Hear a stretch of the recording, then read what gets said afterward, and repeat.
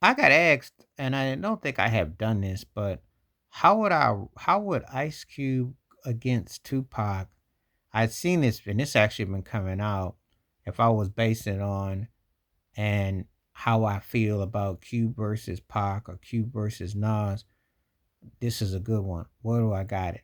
For me, it ain't popular pick, but I'm taking Cube over both of those cats. Now Nas came out with an incredible debut album. Everybody know, and I like Nas a lot. Nas is in my top 3 or 4 rappers ever. After Rakim, though, because Rakim was his inspiration. But Nas had a great career and all that. So he's probably about 4 or 5, something like that.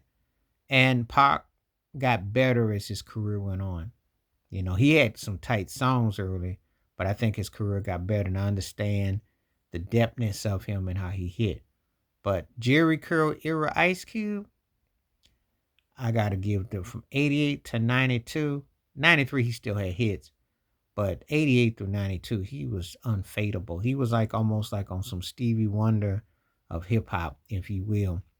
His lyrical content, the fact that the East Coast, West Coast at the time, because it wasn't so much for that media created and all that falseness about East Coast, West Coast beef and bias crap that went down. It was more to do with the fact that from a musical perspective, because the East Coast always thought they the end all be all, that they couldn't listen to anything beyond their boroughs.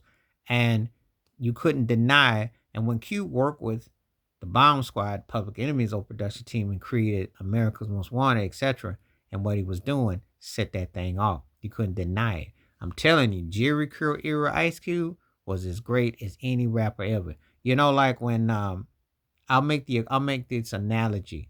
It's kind of like when Skip Bayless says that those 3 years when Shaquille O'Neal was dominating the league, you can put that up with anything. You could do the same thing with Ice Cube's dominance because it was. And at a time when hip hop was really fast foodie, and you coming back, Cube came back and had people wanting. The Burbs loved it. Anything he put out, he was on it.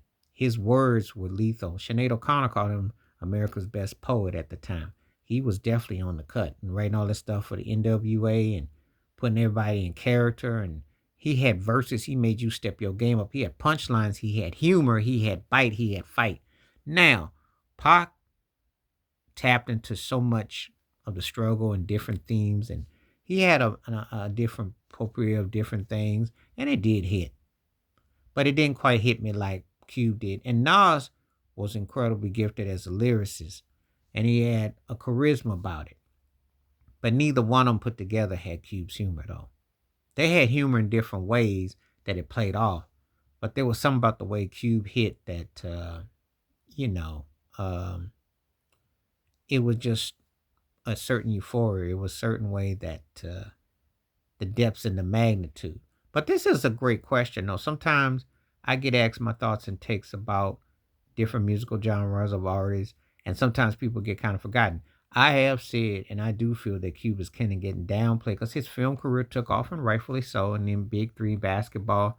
And there is an era of people who don't realize the trajectory of Cube because he was like the Kendrick Lamar of his era, and even more lethal because he was coming from an aesthetic and an era where being a West Coast rapper had a stereotype of being seen as one thing. There were actually people in Vibe magazine back in the day used to say, "You ain't nothing but Jerry Curl and working a P Funk beat, and that's all you do," and try to down him. But Q held it down. His lyrical game could not be disputed. His potency on the mic couldn't be. And he was boasting in the era when it mattered. Not trying to diss Kendrick Lamar because that's not what that's about. However, Kendrick boasting about being the best rapper in New York and being the best in this is an era where people ain't even really like that no more. They not really even about it like that no more because there's no competition. There's nothing there. Cube had to represent and come against a lot of titans. It was a real era back then. And it was interesting because when the era of the Pox and the Snoops and the Nas's came along, they was taking aspects of what Cube did, but it was more commercialized. So it's a different era where it hit. But I'm just saying for me, I got asked how I rank with Cube, Pac, and Nas. I'm taking Cube over those two. And you ask me who's the better artist out of Pac and Nas, I'm gonna probably give a nod to Nas because Pac to me was probably had more of a deeper level reach, but I think Nas had more overall impact with his records. But they all three are what I would consider three of the top five ever. You can make that case with them, but I've got Cube over both of them for me, style wise, because I think that Cube hit hard. But you tell me what you think below. That's a good question I got asked where I rank because those three came up for some strange reason. I think they're three of the most impactful of the 90s. But I think there was definitely a change when the stylings of hip hop changed.